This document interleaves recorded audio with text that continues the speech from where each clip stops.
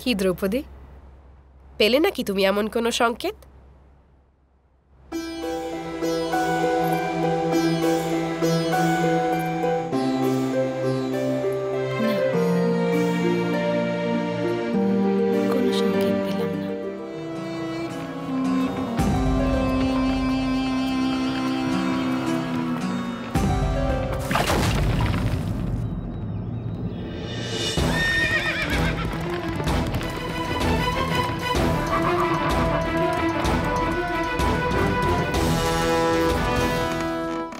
কে এই মূর্খ যে এই প্রকার পথ রোধ করে রেখেছে? সরাও নিজের বাহন।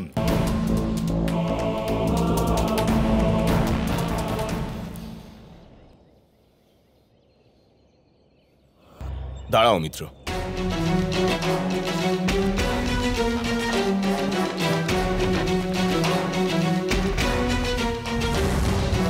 মিত্র দুর্যোধন, আমি ওদের সাহায্য করছি মিত্র।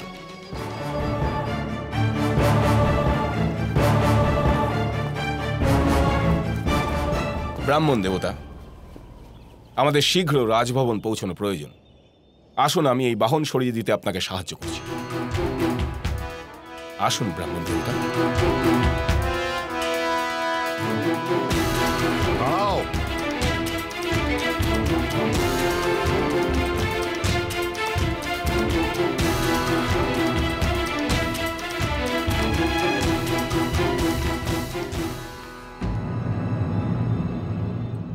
তোমাকে পরিচিত মনে হচ্ছে। কে তুমি? কি নাম তোমার? আমি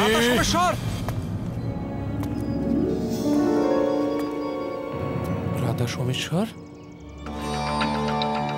মিত্র, মিত্র তুমি চলো, এটা এখনই সরে যাবে।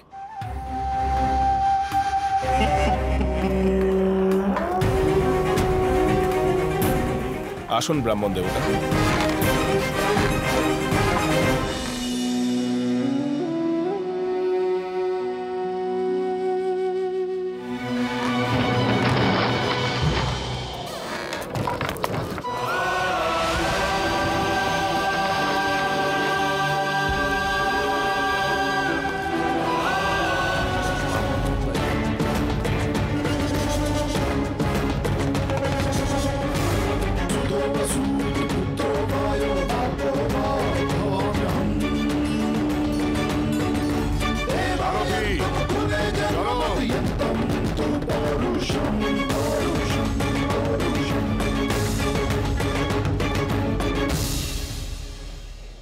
এই বেশে দেখে আমাদের কেউ চিনতে পারবে না মাতা, কিন্তু যদি ভ্রাতা ভীমের ক্রোধ নিজের সীমা অতিক্রম করে ফেলতো তবে আমাদের গোটা কাম্পিল্য চিনে ফেলতো।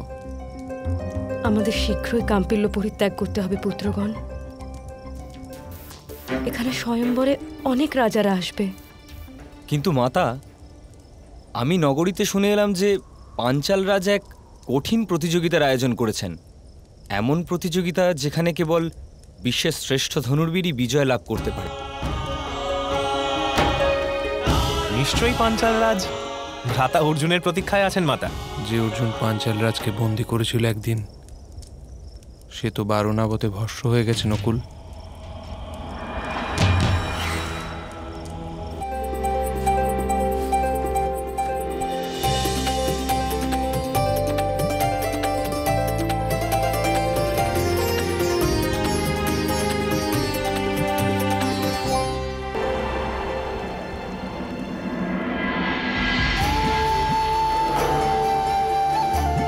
রাজকুমার অর্জুন,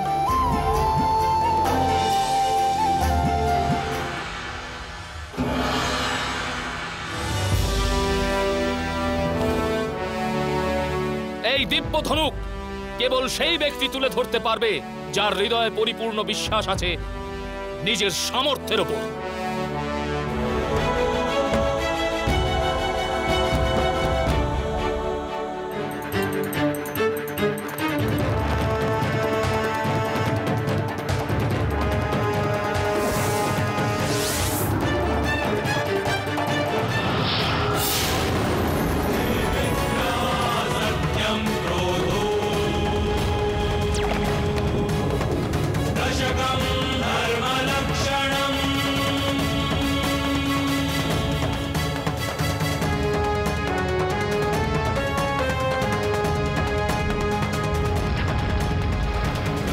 উপস্থিত রাজা রাজকুমারগণ, আকাশে প্রদক্ষিণ করছে যে মাছটি, তার চোখ হলো আপনার লক্ষ্য।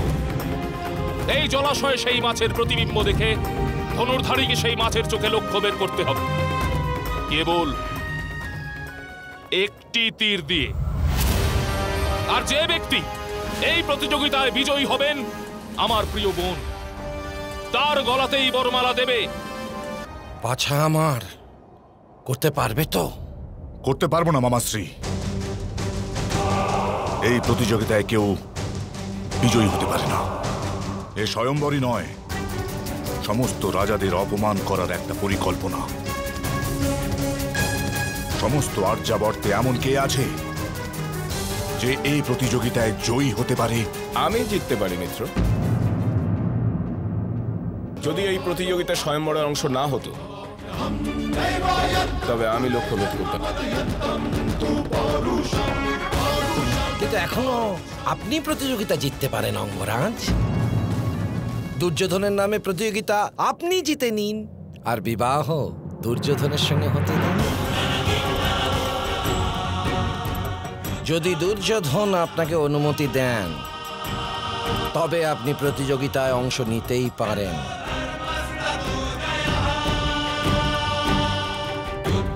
আমি অনুমতি দিলাম মিত্রকর্ণ। যথা আজ্ঞা মিত্র।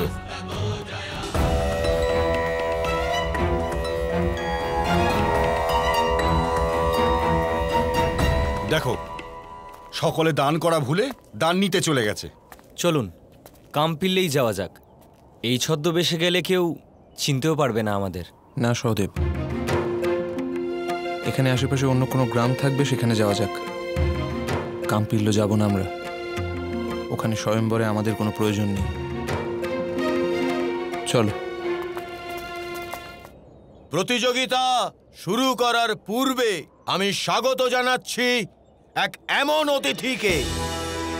পদার্পণ করছেন বাসুদেব কৃষ্ণ, যাদব শ্রেষ্ঠ বাসুদেব কৃষ্ণ। এই এক ব্যক্তি যার সঙ্গে বুদ্ধিমান মানুষেরা সর্বদাই মিত্রতা বজায় রাখে। এমন কেন মামাশ্রী? কারণ সমগ্র আর্যাবর্তে কেবল একজনই আছেন যার সঙ্গে শত্রুতা করার সামর্থ্য আমাদের নেই।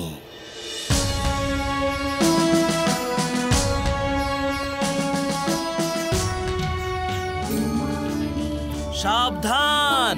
দিব্যজন্মা, পুণ্যপ্রভা, ভুবন সুন্দরী, সুলক্ষণা, যাজ্ঞসেনী, রাজকুমারী দ্রৌপদী পদার্পণ করছেন।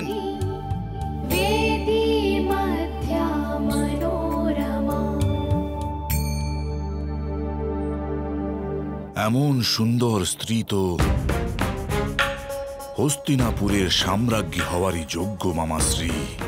অবশ্যই বৎস আমার, অবশ্যই। বাস্তবিকই অদ্ভুত সৌন্দর্য এর। দেখুন অঙ্গরাজ, পরস্ত্রীর সৌন্দর্য নিরীক্ষণ করা অনুচিত দুঃশাসন।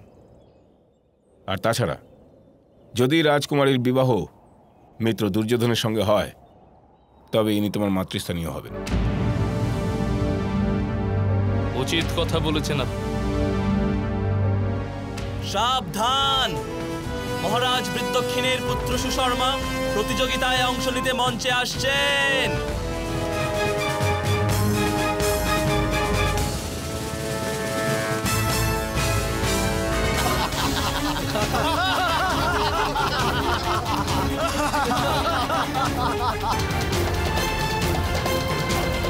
মহারাজ সমুদ্র সেনের প্রতাপশালী পুত্র কুমার চন্দ্রসেন প্রতিযোগিতায় অংশ নিতে মঞ্চে আসছেন।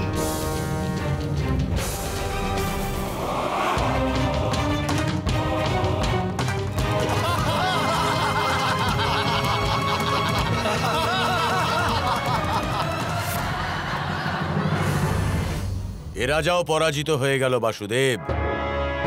আমার দৃঢ় বিশ্বাস এই প্রতিযোগিতায় বিজয়ী হবার শক্তি কেবল অর্জুনেরই আছে। আর্যাবর্তে এই প্রতিযোগিতায় বিজয়ী হবার শক্তি দুজন ব্যক্তির আছে মহারাজ। পাণ্ডুপুত্র অর্জুন আর অঙ্গরাজ কর্ণ। তথাপি কর্ণের সঙ্গে বিবাহ করার ইচ্ছা যদি দ্রৌপদীর না থাকে তবে সে আপত্তি অবশ্যই করতে পারে।